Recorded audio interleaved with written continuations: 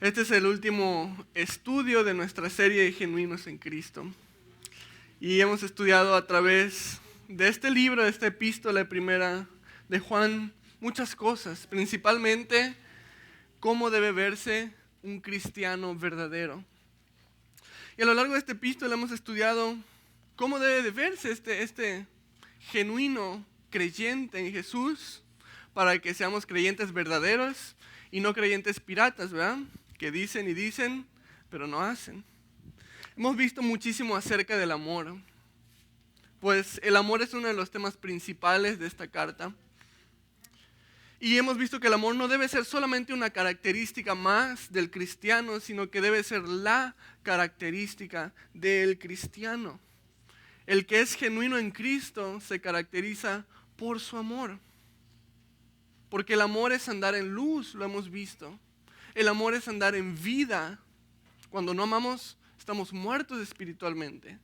El amor es andar en Cristo. Y el amor se demuestra no solamente con palabras, sino con obediencia.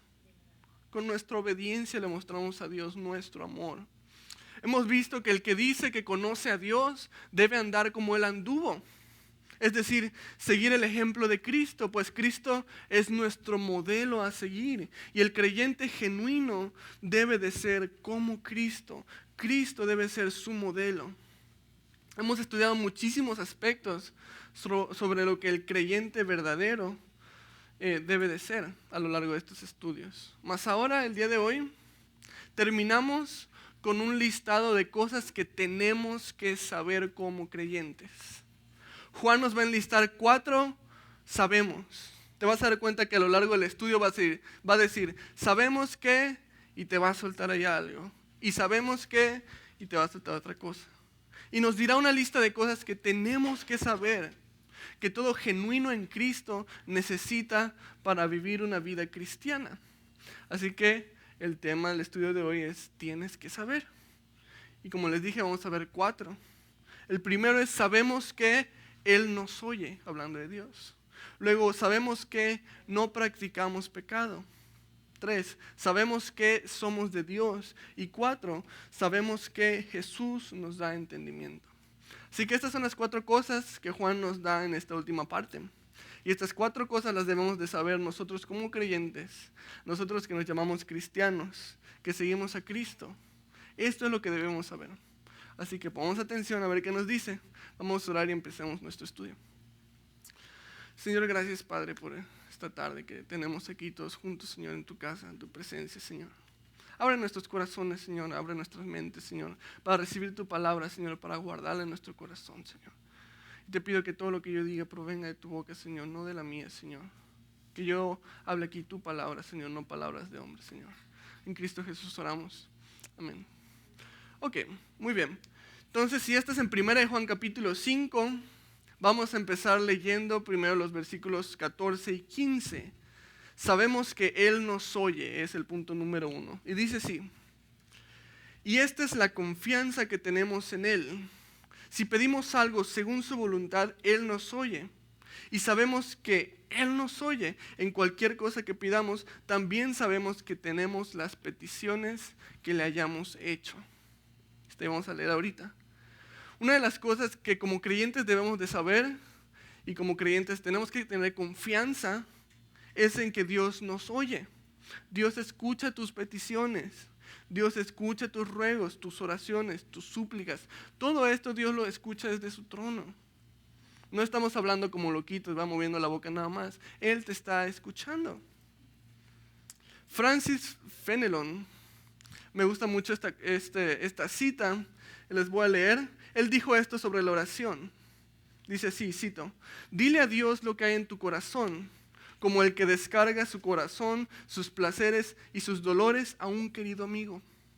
Dile tus problemas para que Él te consuele, tus alegrías para que Él las perfeccione, tus deseos para que Él los purifique, tus disgustos para que te ayude a conquistarlos, tus tentaciones para que Él te proteja de ellas.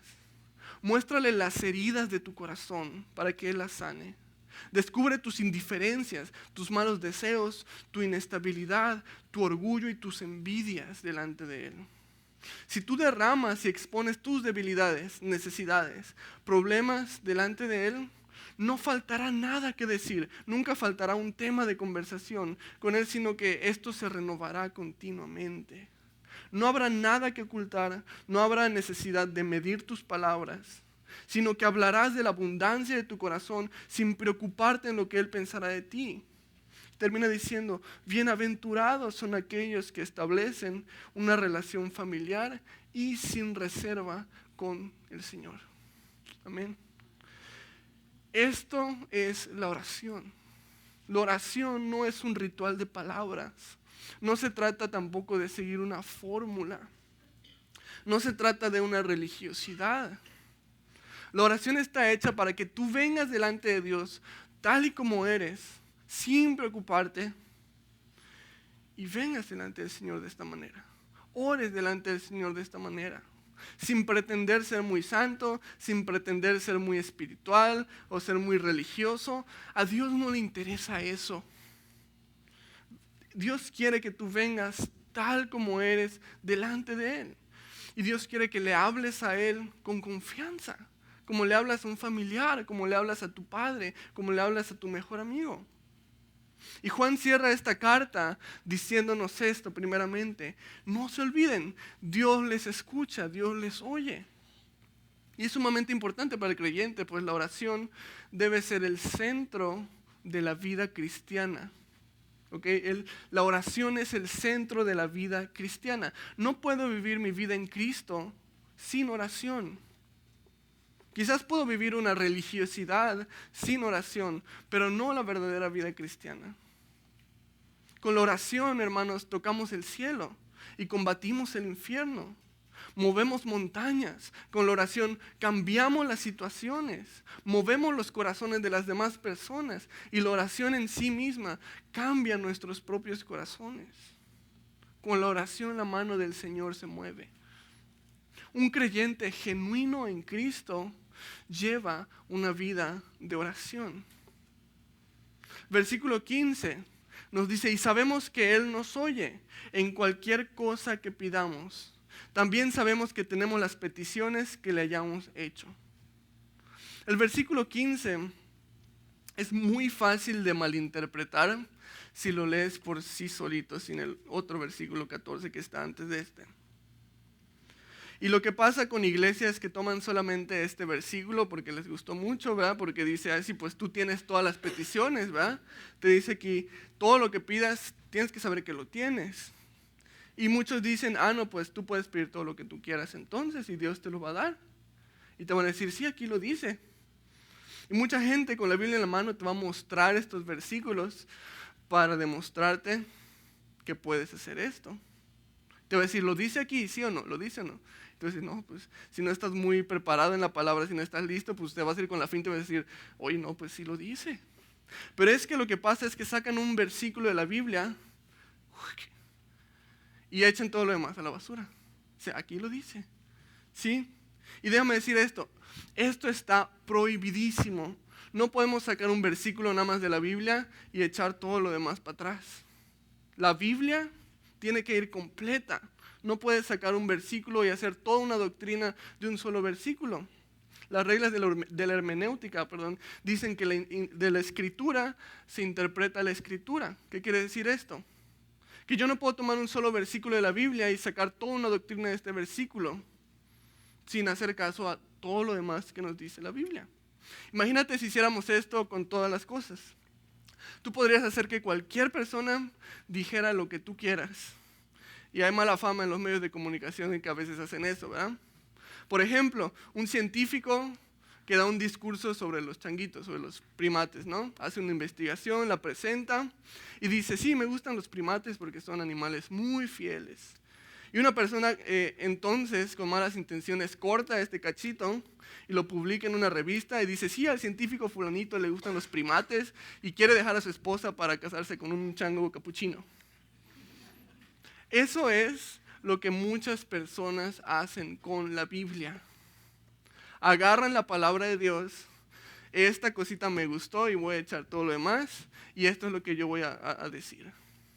y pierden totalmente el contexto. No les importa qué es lo que realmente quiere decir Dios en su palabra, sino les importa acomodar la palabra de Dios a lo que ellos quieran que la palabra diga. Eso es lo que pasa. Si es verdad que el versículo 15 dice, cualquier cosa que pidamos, también sabemos que tenemos las peticiones que le hayamos hecho. Sí, sí lo dice. Pero eso no significa que yo pueda pedir todo lo que quiera, ni mucho menos estar decretando y declarando como si Dios fuera mi sirviente.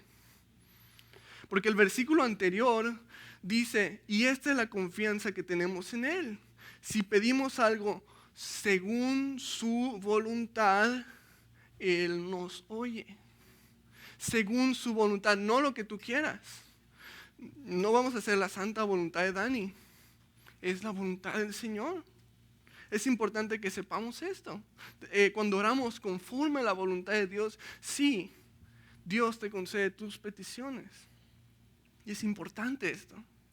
Pero regresando al objetivo principal por el cual Juan escribió esto, es que Juan quiere que tú sepas, tienes que saber que Dios te oye. Dios escucha tus oraciones, Dios escucha lo que pides. Por lo cual podemos orar y sabemos que si oramos conforme a la voluntad de Dios, no hay nada que pueda impedir que obtengamos lo que pedimos, de acuerdo a la voluntad de Dios. Pero Dios no siempre nos dice que sí a todo. O imagínate qué padre le diría que sí a todo a su hijito. Sería un desastre. Papá, ¿puedo manejar? Sí, toma 5 años. Está bien, sí, puedo manejar. Se mató el chavito. ¿Verdad? Un padre no le puede decir que sí a todo lo que su hijo pide. Entonces, de la misma manera, Dios no nos va a decir que sí a todo.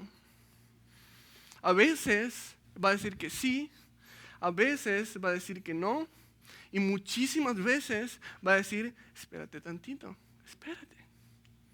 Y tienes que saber esto, cuando te dice espera, es porque Él tiene algo mejor para ti. Pero quiere que te aguantes tantito, no es tiempo. ¿Sí? Entonces, confiemos en que Dios nos escucha, Dios nos oye.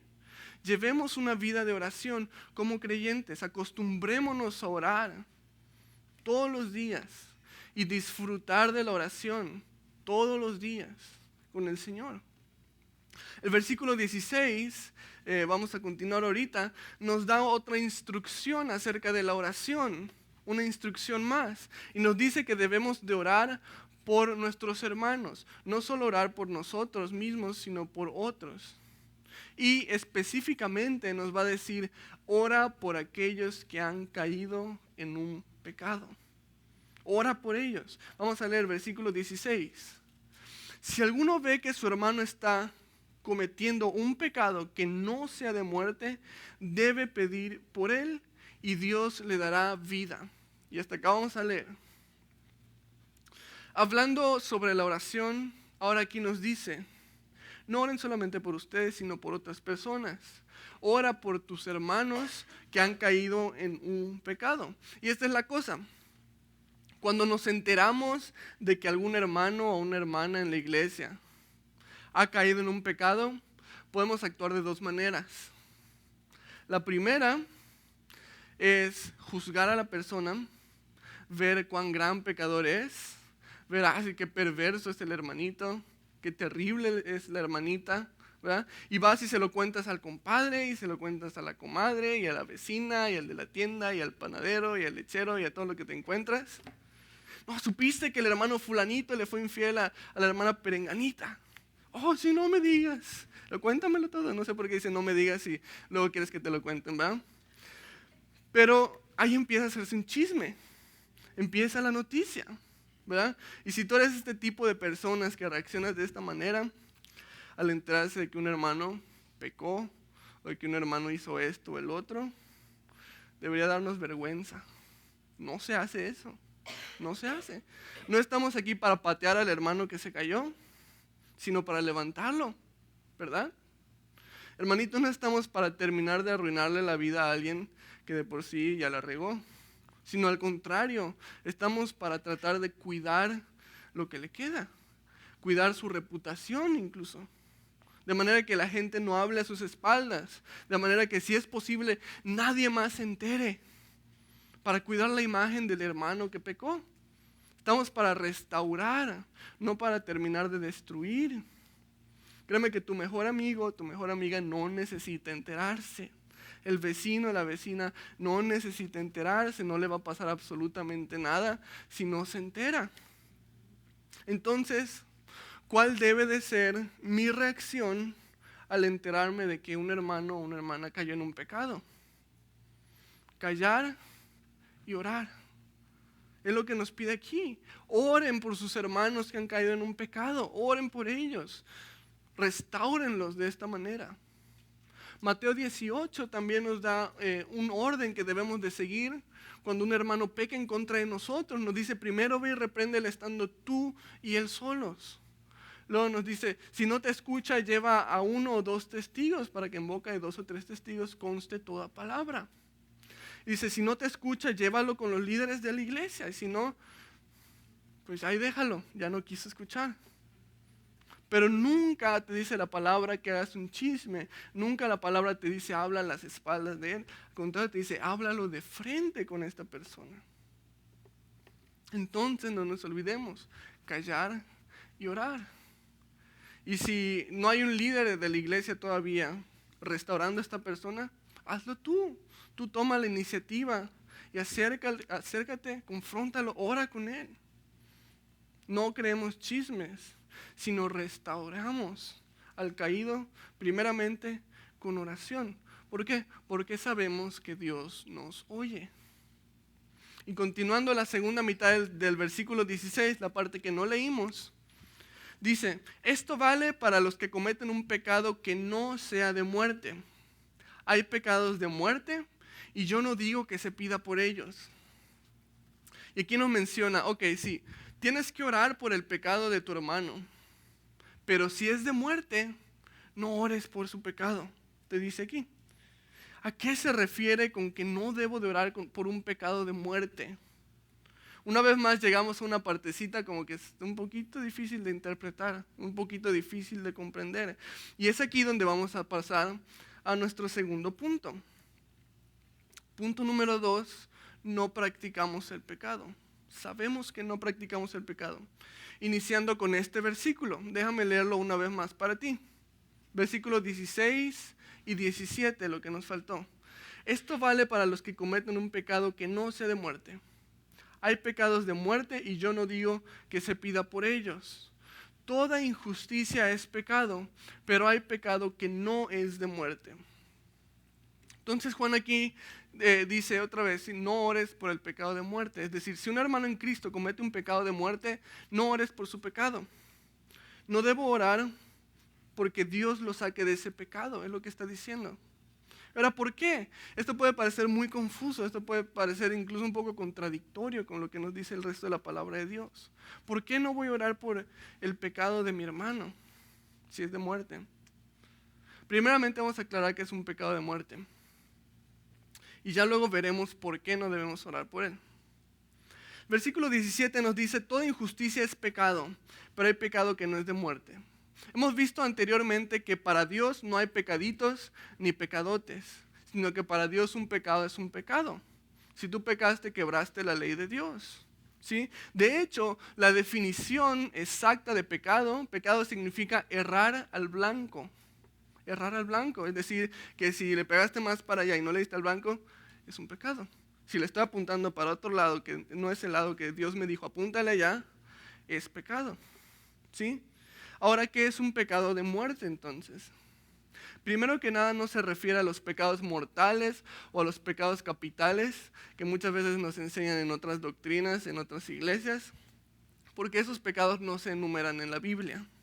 No existen los pecados capitales ni los pecados mortales. De hecho, la Biblia solamente menciona un pecado que cataloga como imperdonable, y esta es la blasfemia en contra del Espíritu Santo, que la encontramos en Mateo 12:31, te lo voy a leer.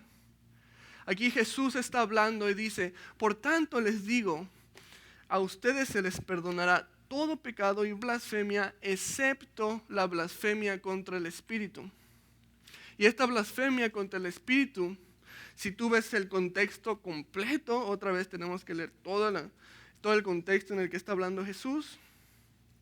te vas a dar cuenta que está hablando de rechazar a Jesús, está hablando de rechazar al Espíritu Santo, porque en este pasaje, te cuento rápidamente, Jesús estaba expulsando demonios, y los fariseos luego dijeron, no, Él no expulsa demonios en el nombre del Señor, Él expulsa demonios en el nombre de Belcebú.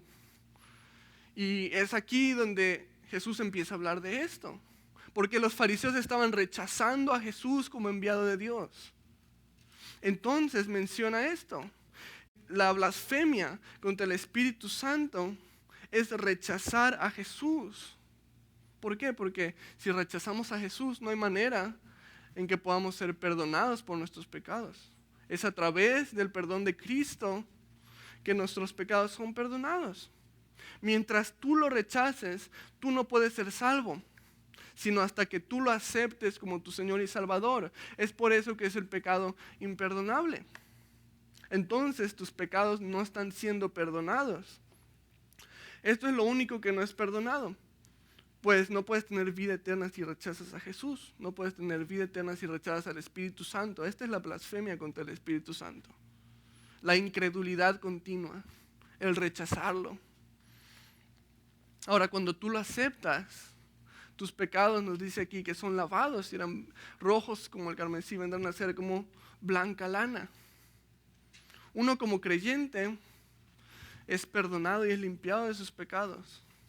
Y uno como creyente también no regresa a practicar los mismos pecados. Entonces, cuando Juan me dice aquí, no ores por el pecado de muerte, se refiere al pecado que no ha sido perdonado, pues este pecado te lleva a la muerte. Si un pecado no ha sido perdonado, significa que este hermano no es realmente un cristiano. Hemos hablado anteriormente sobre la diferencia entre caer en un pecado y practicar un pecado constantemente.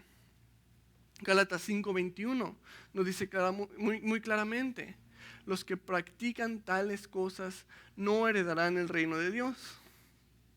Entonces, ahí te va bien toda la interpretación del versículo. ¿Estás despierto? Dale un codazo al que está al lado para ver si está despierto ya. Ya se perdió, ya se quedó dormido. Ahí va. Cuando tú ves a un hermano que sigue y sigue practicando el mismo pecado una y otra vez, y tú oras por él, y tú lo aconsejas, y tú incluso lo exhortas, y no hace absolutamente nada, este hermano está practicando el pecado, y probablemente ni siquiera es salvo. ¿Me entiendes? Este hermano probablemente finge ser cristiano, pero realmente no lo es. Porque el cristiano no puede vivir una vida en pecado. El cristiano verdadero no puede llevar un estilo de vida en el que peca continuamente. Pues si lo sigues haciendo una y otra vez, ¿dónde está el arrepentimiento? Y si no tienes un arrepentimiento, significa que tus pecados no han sido perdonados. Porque es a través del arrepentimiento que Jesús entra en nuestro corazón. Es a través del arrepentimiento que Jesús perdona nuestros pecados. Si soy salvo, significa que me he arrepentido. Y si estoy pecando deliberadamente, sin arrepentirme, significa que no soy salvo. Entonces, ¿qué hago por este hermano? Solamente dejo de orar por él y ya se lo entrego a Satanás y Satanás es tuyo, llévatelo. Pues no, absolutamente no. No vas a dejar de orar por él. Lo que dice aquí Juan específicamente es que no ores por su pecado. Vas a dejar de orar para que Dios lo saque del pecado y vas a empezar a orar porque Dios le dé salvación. ¿Ok? No tiene caso que tú ores a Dios. Dios, ayuda a fulanito a que ya deje de ver pornografía. Si lo vas a sacar de ver pornografía y va a seguir sin ser salvo. ¿Sí? Primero, entonces vamos a empezar a orar por la salvación de fulanito. Y una vez que Cristo ya lo ha rescatado y que Él ya lo aceptó y que ya tiene un verdadero arrepentimiento, ahí sí entonces empieza a orar para que Dios lo empiece a sacar de los pecados. Pero no tiene ningún caso orar por un pecado si esta persona ni siquiera conoce al Señor, si esta persona ni siquiera es salvo. Y esto es de lo que nos está hablando Juan. En la iglesia va a haber hermanitos que juegan a ser cristianos, pero en realidad nunca han recibido la salvación. nunca se rindieron a Cristo. Y no tiene caso orar porque Dios los saque del pecado, sino que hay que orar porque ellos vengan a la salvación, que ellos vengan al arrepentimiento verdadero. Y a eso se refiere Juan en el versículo 16, cuando dice, hay pecados de muerte, y yo no digo que se debe orar por ellos. No ores por eso, ora por su salvación. Y nos lo confirma en el versículo 18, si sigues allá. Dice así, sabemos que todo aquel que ha nacido de Dios no practica el pecado, pues aquel que fue engendrado por Dios lo protege y el maligno no lo toca. Aquí aclara una vez más que esto es a lo que se refiere, pues continúa diciendo, si tú naciste de Dios, es decir, si tú has recibido la salvación por medio de Jesús, entonces no vas a practicar el pecado. No vas a llevar un estilo de vida en contra de la palabra de Dios. No te la vas a vivir dándole y dándole al mismo pecado una y otra vez, sino que te vas a arrepentir y no lo vas a continuar haciendo. Entonces nos dice Juan, el que es nacido de Dios no practica el pecado. Y continúa, pues Dios lo protege y el maligno no lo toca. Cuando venimos a Cristo dejamos de practicar el pecado. No porque nos volvamos súper espirituales o súper buenotes o súper cristianotes, sino porque dice aquí, porque Dios te guarda, porque Dios te protege y entonces el maligno ya no puede tocarte. Una persona con el Espíritu Santo en su corazón está protegido en contra del maligno y el enemigo ya no tiene ninguna potestad sobre él. Por supuesto que él te puede tentar y lo va a hacer. Y por supuesto que él puede utilizar otras personas alrededor tuyo para atacarte, para tratar de que tropieces. Pero sobre ti el diablo ya no tiene ningún poder, porque la sangre de Cristo te cubre. Y es por esto que el verdadero creyente no practica el pecado, pues Jesucristo nos ha liberado de esto. Sí podemos fallar, no somos perfectos, estamos muy lejos de ser perfectos todavía. ¿Podemos caer en un pecado? Sí. Sin embargo, no podemos regresar al estilo de vida del pecado. Es totalmente distinto. El cristiano, el que es nacido de Dios, nos dice aquí, no practica el pecado. Y esta es la segunda cosa que Juan nos dice. Esto lo tienes que saber, pues sabemos que el que ha nacido de Dios no practica el pecado. Y ahora pasaremos a la tercera cosa que Juan nos dice que tenemos que saber como genuinos en Cristo. Y esta la veremos en el versículo 19. Dice así, sabemos que somos de Dios y que el mundo entero está bajo el maligno. Este es el tercer sabemos del estudio de hoy. Sabemos que somos de Dios. Hermanos, somos de Dios y no del mundo, porque nos dice aquí, el mundo entero está bajo del maligno. A pesar de que mi pasaporte dice Daniel Roberto García González, nacionalidad mexicano, yo sé perfectamente que sí soy mexicano aquí en la tierra, pero este no es mi hogar, ¿sí? México no es mi hogar verdadero, es mi lugar de origen, sí. Tu pasaporte puede decir mexicano, o puede decir Estados Unidos, o Colombia, o ruso, o de donde sea. Pero los hijos de Dios tenemos un nuevo pasaporte espiritual que dice reino de los cielos. Amén. Amén. Esta es la tercera verdad que Juan quiere que entendamos.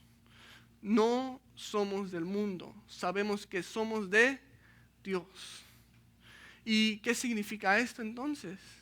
Significa que no tengo por qué estar tratando de seguir al mundo o tratar de vivir de acuerdo a lo que el mundo te dice que hagas, porque no eres del mundo, ya no, ahora eres de Dios. Y yo no voy a vivir mi vida de acuerdo a lo que el mundo me dice, sino de acuerdo a lo que la palabra de Dios me dice, porque la mayoría de las veces el mundo te va a enseñar cosas en contra de la Biblia, en contra de lo que Dios te dice. El mundo te dice que está bien que se casen 2 hombres, que se casen 2 mujeres, que está bien. Lo siento mucho, y por más que digan que la psicología, que ya lo comprobó, y que la biología, y que no sé qué, y que tu identidad, y que no sé qué, perdóname, yo no voy a cambiar mis principios porque el mundo me lo diga. No me voy a conformar de acuerdo al mundo. Yo no voy a ir en contra de la Biblia solamente porque el mundo me lo dice. Yo no voy a ir en contra de mis creencias porque el mundo lo dice. Hermanos, no dejen que el mundo cambie su forma de pensar. No dejes que el mundo te manipule a su antojo. Tenemos que estar firmes en la palabra de Dios. Leamos la palabra, conozcámosla, obedezcámoslas. Estoy totalmente en contra del odio a los homosexuales. Yo no odio a los homosexuales ni nada por el estilo. Ni digo que se les debe odiar, ni criticar, ni juzgar. ¿Ok? Quiero aclarar eso. ¿Por qué? Porque Jesús nos ha llamado a amarlos. Yo no soy homofóbico, no me dan miedo ni nada por el estilo. Jesús nos ha llamado a amarlos. ¿Por qué? Porque Jesús quiere que ellos lo conozcan a Él. Y hay que aclarar eso. Pero lo que estoy diciendo es que no dejemos que el mundo manipule nuestras mentes. No dejemos que el mundo cambie nuestra manera de ver las cosas. Tenemos que estar de acuerdo a la Biblia, de acuerdo a lo que Dios nos dice. Tenemos que conformar nuestra mente de acuerdo a la palabra de Dios. El mundo te va a decir que no tienes que esperar al matrimonio para tener relaciones sexuales. Hermano, no los escuches. Hermanos, el mundo te dice, tú eres libre de hacer lo que tú quieras con tu cuerpo. Es tuyo, te pertenece a ti. Hermano, no los escuches. Te va a decir, vive la vida como tú quieras. Vida solo hay una y es tu vida y no es la de los demás. No dejes que nadie te diga, no escuchemos esto. Romanos 12, versículo 2. Dice, así que hermanos, yo les ruego por las misericordias de Dios que se presenten ustedes mismos como un sacrificio vivo, santo y agradable a Dios. Así es como se debe adorar a Dios. Y no adopten las costumbres de este mundo, sino que transfórmense por medio de la renovación de su mente para que comprueben cuál es la voluntad de Dios, lo que es bueno, agradable y perfecto. Nos dice que no te conformes al mundo, no imites al mundo. Renueva tu mente. Hermanos, presentémonos, delante de Dios como una ofrenda hacia Él, viva, santa, agradable. Y no imitemos lo que el mundo hace, porque ya no somos del mundo, ahora le pertenecemos a Dios. Entonces renovemos nuestra mente. Renovemos nuestro pensamiento de acuerdo a la palabra de Dios. Aunque te digan tus familiares o aunque te digan tus amigos, no, en esa iglesia los aleluyas ya te lavaron el coco. ¿Verdad? Dile, sí, ya me lavaron el coco y el alma y el espíritu y no sabes cuánta falta me hacía. Amén. Así es. Como genuinos en Cristo debemos saber que somos de Dios y no de este mundo. Somos de Dios. Y finalmente, el último sabemos que nos habla Juan, yéndonos ya al siguiente punto del estudio, el último punto del estudio, lo vamos a ver en los versículos 20 y 21. Pero antes déjame recapitular rápidamente lo que hemos visto. Primero vimos que sabemos que Dios nos oye. Dios escucha tus súplicas, Dios escucha tus oraciones. No te olvides asimismo de orar también por el hermano que cayó en un pecado. Orar, no criticar. 2, sabemos que no practicamos el pecado. Pues el cristiano no puede vivir una vida que va en contra de la palabra de Dios. Sería totalmente incongruente. Número 3, sabemos que somos de Dios. Somos de Dios y no del mundo. No tenemos por qué seguir las corrientes del mundo. No tenemos por qué imitar lo que hace el mundo. Porque ya no somos de este mundo. Le pertenecemos a Dios. Y ahora finalmente, punto número 4, sabemos que Jesús nos da entendimiento. Sí, ya vimos que vivimos en un mundo que nos va a decir que vayamos en contra de la palabra de Dios. Y muchas veces el mundo es engañoso. El mundo te dice, sí está bien, y como no se ve mal, se ve muy bonito, pues ha de estar bien. Y tenemos entonces que ir a la palabra de Dios, tenemos que ir entonces a Jesucristo, que Él es el que nos da entendimiento para diferenciar lo que proviene de Él y lo que no proviene de Él, lo que le agrada a Él y lo que no le agrada a Él, lo que le agrada más bien al enemigo. Jesús nos da entendimiento para conocer lo bueno y lo malo.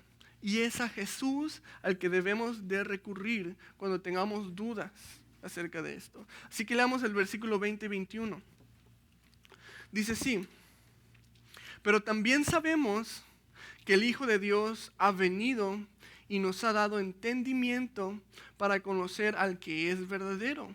Y estamos en el verdadero, en su Hijo Jesucristo. Este es el verdadero Dios y la vida eterna.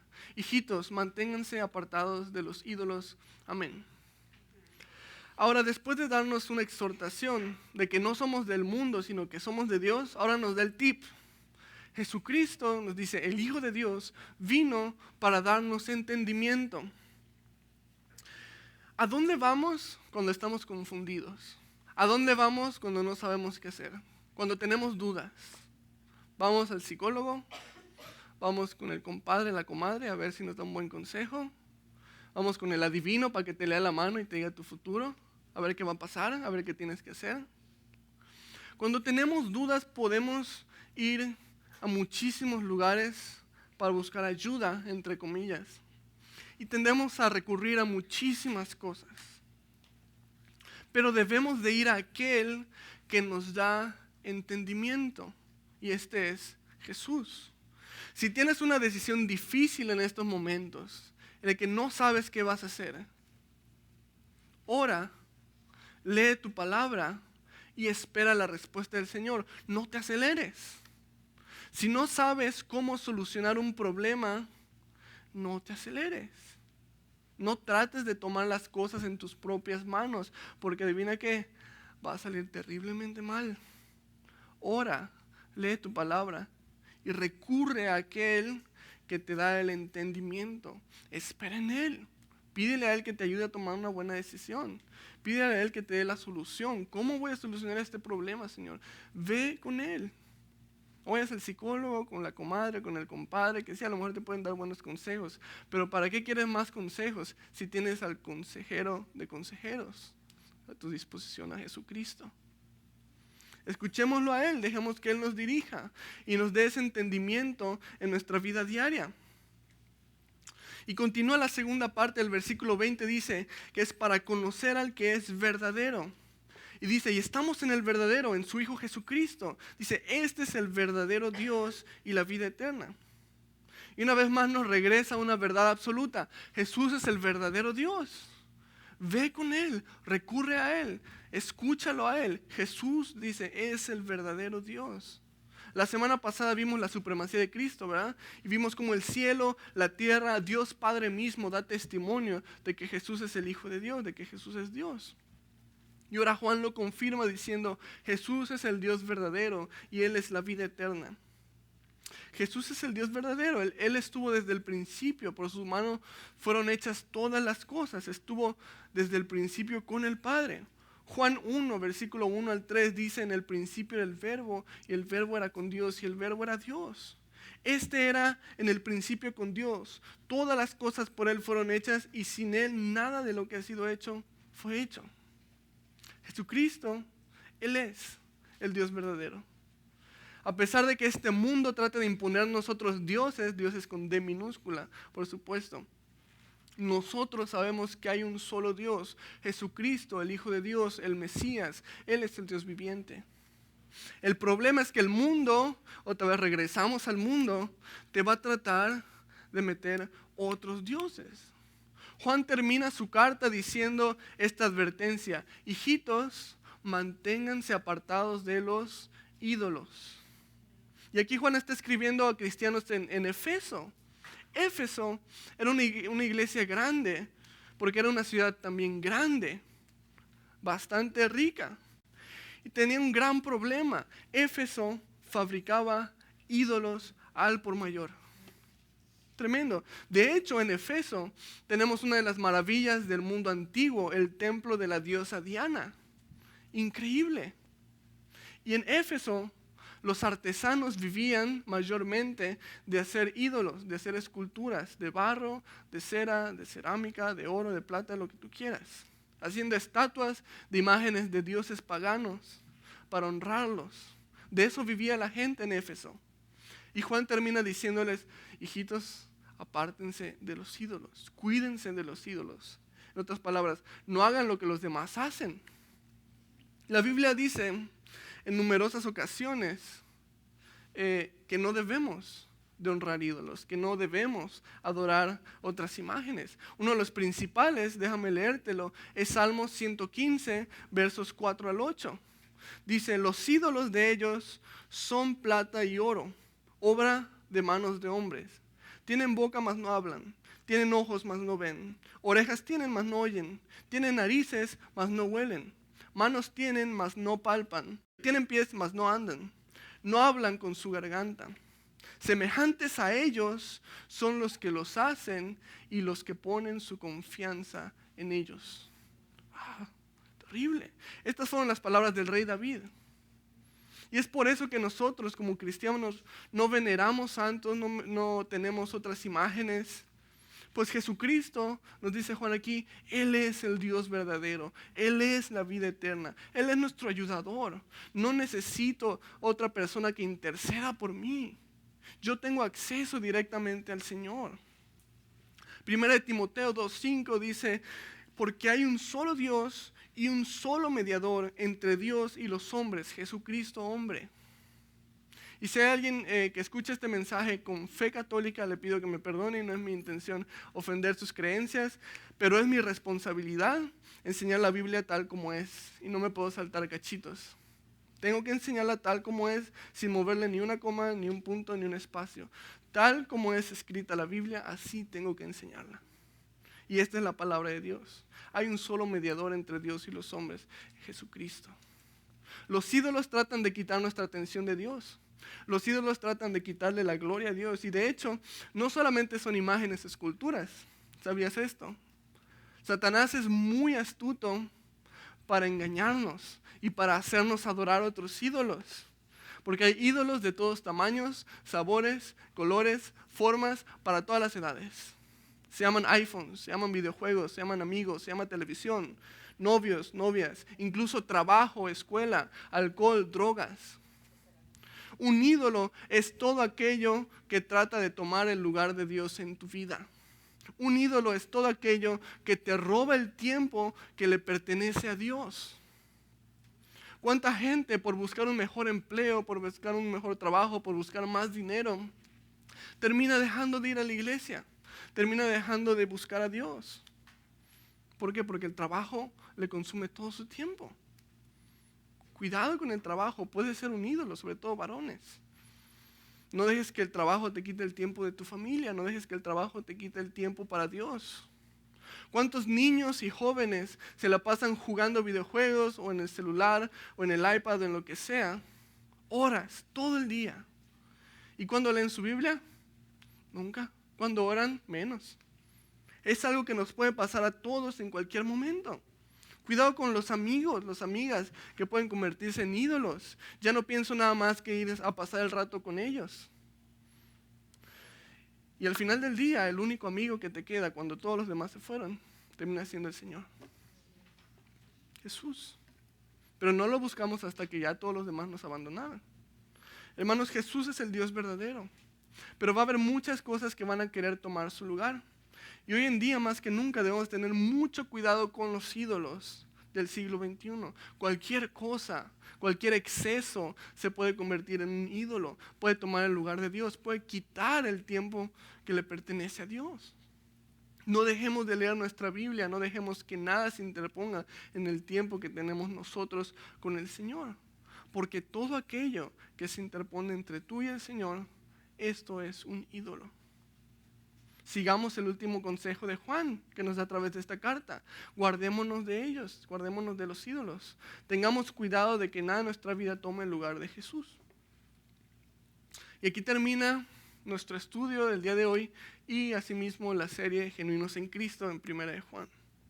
Y no me queda nada más que decir, más que invitarles. Seamos creyentes genuinos en Cristo. Seamos genuinos en Cristo. Seamos diferentes, no seamos como el mundo. No tenemos que conformarnos a lo que el mundo espera de nosotros. Sigamos el ejemplo de Cristo, seamos creyentes verdaderos. El creyente verdadero no es el más religioso, sino es aquel que sigue a Jesús. Aquel que vive de la manera que Jesús nos enseñó a vivir, aquel que obedece su palabra, aquel que ama a su hermano, aquel que guarda estas cosas en su corazón y las vive diariamente. Este es un creyente genuino en Cristo. Sigamos el ejemplo de Jesús, seamos genuinos en Cristo. Vamos a orar.